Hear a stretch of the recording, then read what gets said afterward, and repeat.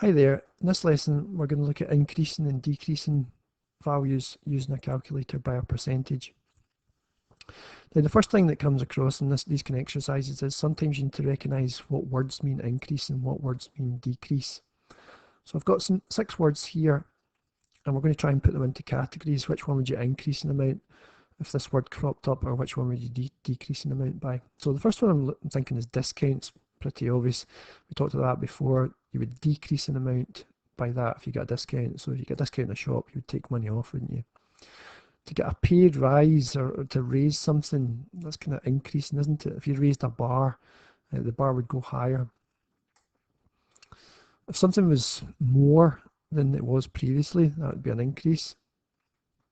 And if you were to lose money, you would decrease the amount you had. If something dropped in value, it would go down, wouldn't it? So you'd decrease. And if you beat something, you did better, so that's usually an increase.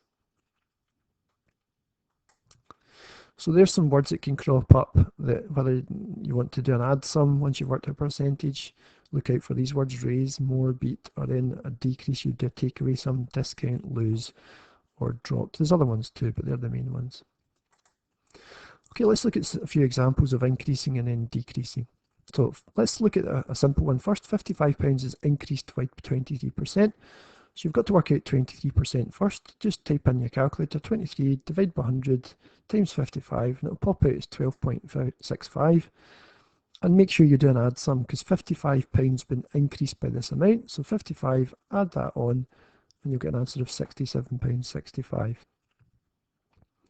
Again, similar idea, £23 is increased by 12%. We'll work out 12% first. 12 divided by 100 times 23, pops out calculator, £2.76. Then just add that on to the £23, and you get £25.76.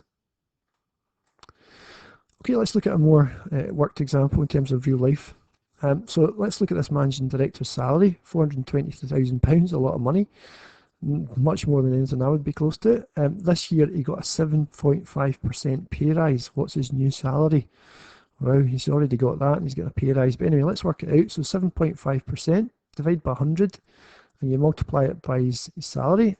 Type into your calculator and you get £31,500 of an increase. That's a lot of people's basic salary for the whole year. So you need to take your £420,000 and add it on. So his yearly amount is £451,000, £500 per year. And if you were asked to work out that per month, well, we know that it's 12 months in a year. We divide by 12 some, you'll get, that's what it gets every month. Ridiculous. Okay, let's look at a wee decrease example. So let's take our £55 again, and let's decrease it by 23%. Start the same way, work out 23%. Which is £12.65, but in terms of the change, we're now going to do a wee takeaway sum at the end. Make sure you set it out like this, and then there's your answer, £42.35.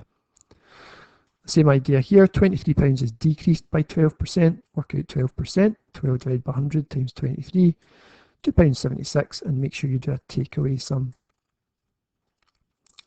And finally, let's put a pay cut on this guy. So let's imagine he had £420,000, but he got a pay cut, which means a reduction of 6.5%. Let's work out 6.5% of his salary, which is £420,000.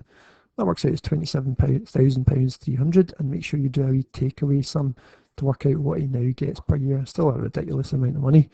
And again, per month, just divide it by 12, and there's your answer.